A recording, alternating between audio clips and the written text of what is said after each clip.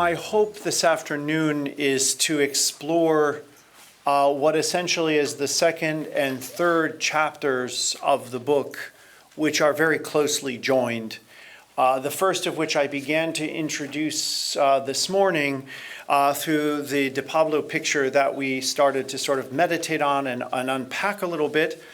And that is called O Happy Fault, based on that beautiful exultet chant that we hear at the Easter Vigil, praising the moment of humanity's exile from Eden because it provokes, as I say in the book, the unbound love and mercy of God to embrace us in our exile.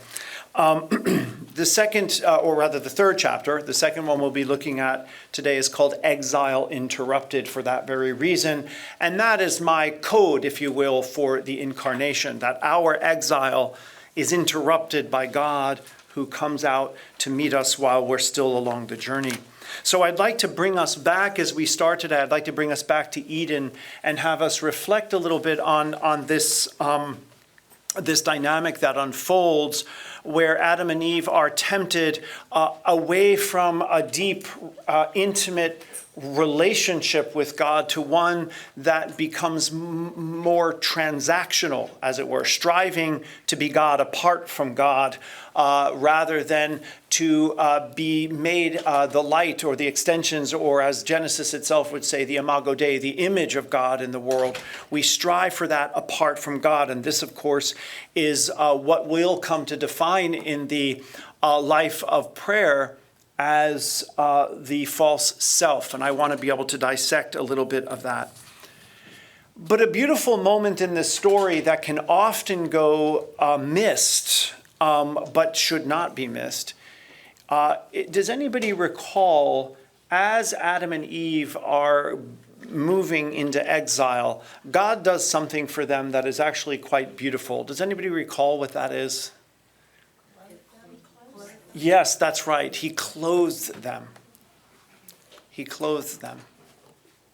Wherever you come across clothing in the scriptures, pay attention. There's actually entire streams of theology known as the theology of dress, which examines the theological implications of clothing, as we'll see in our own conversation today. So it is not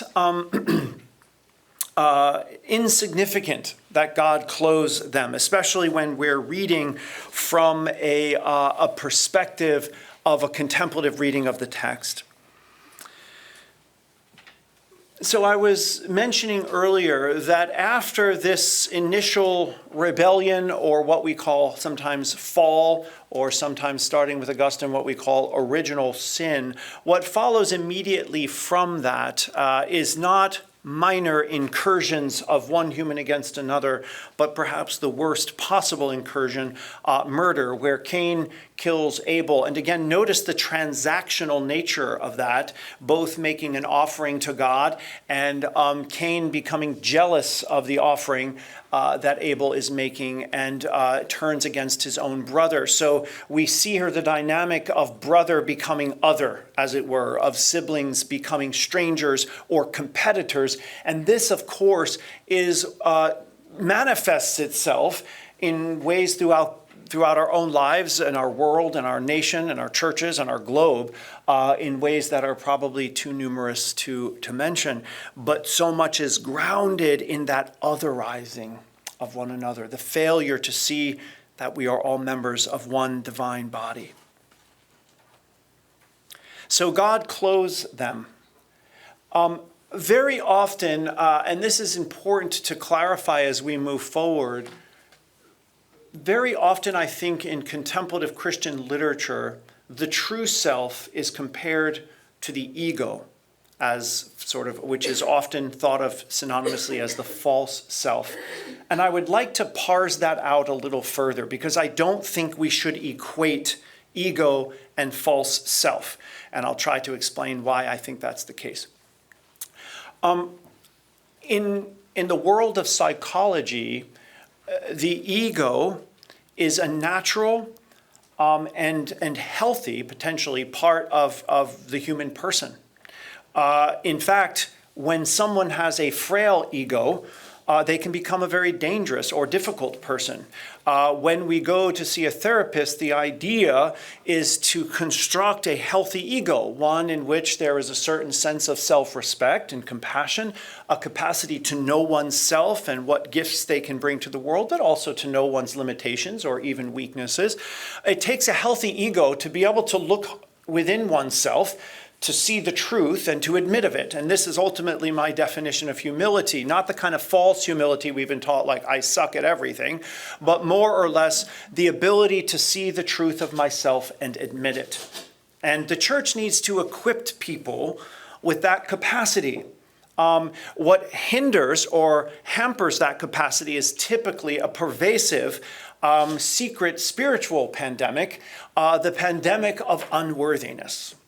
I, all kidding aside, have been shocked in the last 7.5 years that I've been out of the ivory tower and had my feet on the ground of pastoral care. I have been shocked at how pervasive this disease, frankly, of people feeling unworthy, how rampant that is. I'm not going to ask you to raise your hand because I don't want you to feel vulnerable about that, but I would venture to say that most of us have had to grapple either for long periods of time or perhaps a lifetime with this pervasive sense of unworthiness. What we'll talk about today and throughout the weekend is that, in fact, we'll see the Christian response to this hero's journey in which we are striving for reunion with God is a direct response to the feeling or the experience of worthiness, which is to say, it doesn't matter. There is nothing a mortal can ever do to be worthy before the great immortal God. That is just impossible. It's like trying to throw stones and hit the sun. It's an impossible demand, and there's no reason we should feel a need to do that. But it's also, and more importantly, a non-issue. Because what the Incarnation tells us is that God's love is not dependent on anything that we might think of as worthiness. It is just a free, gracious gift. And that's why it's good news. And it's one of the hardest things that we can come to terms with, because even in a tradition of Christianity that sort of railed against a transactional relationship that Jesus had somewhat grown up with in the temple of sacrificing a goat or a dove to make myself right again. You see? Instead, Jesus says, yeah, well, that's not really necessary. Right? And he rails against trying. Now, some of you may be familiar with Romans 7, where Paul talks about this question of worthiness. And it's a lovely passage because I think most of us who are human understand and can really grasp that. But what he says is, look, I keep trying to do the right thing. I keep trying to stay pure. And then inevitably, I say something or do something or touch the wrong person at the wrong time, and bam, there I am again, back at the temple, sacrificing a pigeon, sacrificing a sheep to get right. Now I'm right again, and this time I'm going to stay right with God. And dang, if it isn't the case, that there I go again. You see, this is the striving for worthiness that he's grappling with. And he concludes then that really it is the love of God in Christ that liberates him from this. It's the cross. You see, we can't reach heaven, but heaven can reach down to us. And he essentially says that on the cross, Christ did precisely that, sort of reached heaven and earth and sort of pulled these two together, bridged these realities. So he has a struggle, though. As a faithful Pharisee, he all his life gave himself over to the law. And he struggles with this question of, well, where is the law now that I feel this newfound freedom in Christ? If it's from God, I certainly can't say that it's bad, right? But he says the problem with the law is that there's two things that come into conflict. One is the law teaches us right from wrong. And in doing so, tempts us to do the wrong. And secondly, the law, though good, doesn't have the power to make me do the right thing. Now I'm going to tell you a story. When I was a child, that completely encapsulates Paul's crisis, and this was me at like 3 years old. I lived in an Edwardian flat in a part of New Jersey, and it had a long hallway at the end of which was my playroom. And at the other end of the hallway was the kitchen, and then off to the side was the living room and bedrooms. Every morning on my placemat, when I would sit down for breakfast, my mother would put a little Flintstone vitamin, which I thought was candy. And I would eat that after breakfast. And one day I said to my mother, Mom, can I have another piece of candy? And she said, hold on a minute now. She said, that's not candy, that's medicine. You may never take one of those vitamins without Mommy's permission. That's not candy. Oh. Now, as she's saying this, she takes the candy jar and puts it on the top shelf of the kitchen cabinet over the sink. Check. Okay? She introduced the law. The law is good. My mother loved me and didn't want me to OD on Flintstone vitamins.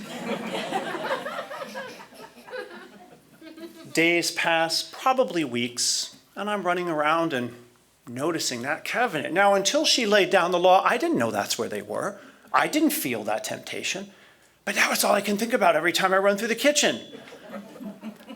Remember before cell phones, we had long cords hanging from the telephone in the kitchens, or okay, those were the days.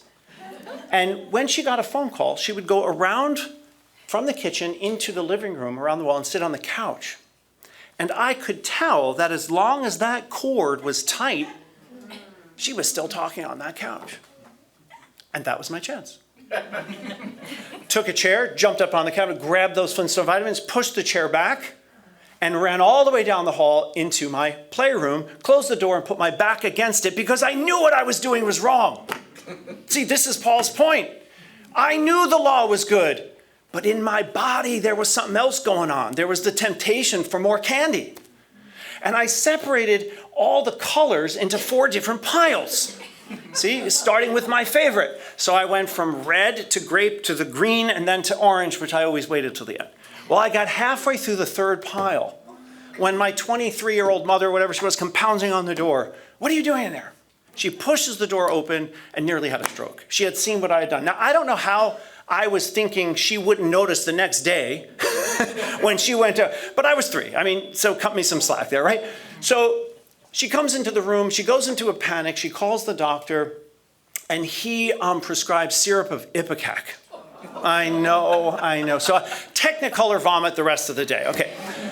Probably wasn't necessary, but I never forgot it, and I never took more than 1 Flintstone a day after that. This is precisely Paul's point.